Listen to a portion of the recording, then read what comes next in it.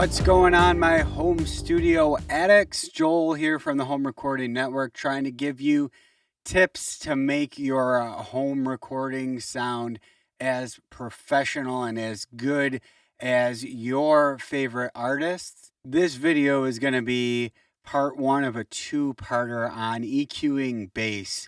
So I'm going to go over the three frequencies that I'm typically cutting on my home recorded bass, and then the next video is going to be on where we should be boosting this instrument. So we have a mix up here, and we're going to be looking at the bass bus today. So I usually get two bass signals. As you can see, there's two bass tracks here. I like to get two signals while I'm recording, and maybe I'll show you why I do that or how I do that in another video. But for today, we're just going to be working on the bass bus, which is where these two tracks are heading to. This video is actually going to be pretty quick because usually at home we're recording DI or direct bass tones, and we can usually get a pretty solid tone from a bass guitar just by going direct. So there's not going to be a ton of work to do here, but I'll show you typically where I'm cutting on these instruments. So let's just go ahead and bypass all the plugins on the bass, and we'll just open up a simple EQ like Pro Q2. Let's use this for the example. Okay, so first let's look at the easy stuff, right? The high and low roll-off.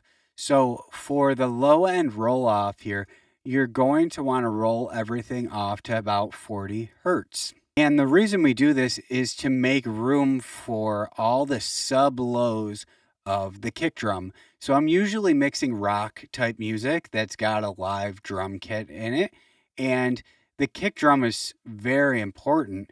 So we don't want any of this bass guitar eating up any of the sub low down here. Now I can solo what I've rolled off here, but if you don't have studio monitors or some nice headphones on, you might not hear this, but this is all the low end that we're rolling off.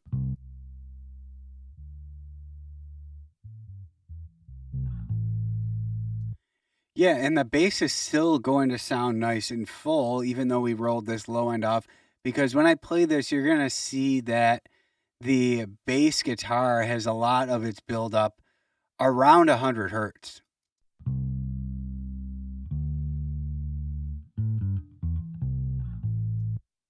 Yeah, so we're not really hurting the low end of the bass at all by this roll off here. And now let's move to the upper end of the frequency spectrum. So I also like to do a low pass filter and shave off all the highs because there's not much really going on up here on a bass guitar. And I will usually roll off anywhere from about 6K. Sometimes they'll even go down to 4K. So let's see what we can roll off here.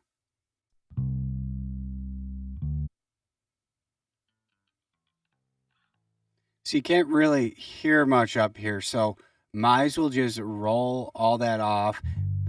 Can hear maybe a little bit of the string plucking, but that's mostly going on down the 2K area. So I'll roll off at about 4K to 6K is usually pretty safe.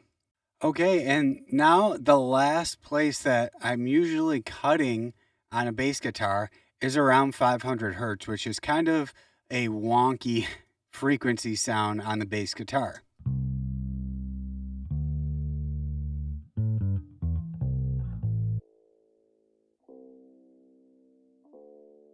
It's kind of that cheap bass guitar sound. So I will usually make a little bit of a more narrow cut here.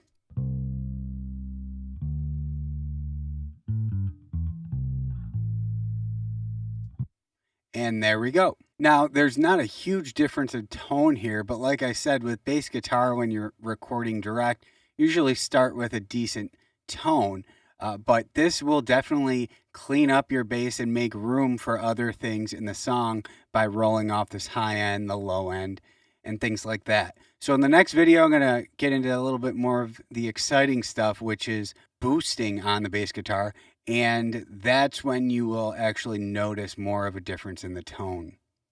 Guys, thanks for watching. Make sure to download your free Ultimate Home Studio Mix Guide. I made this for you guys so you could start getting your mixes sounding better. There's a lot of great information in there, and be sure to reach out if you have any questions or if you need any help with your mixes. Thanks.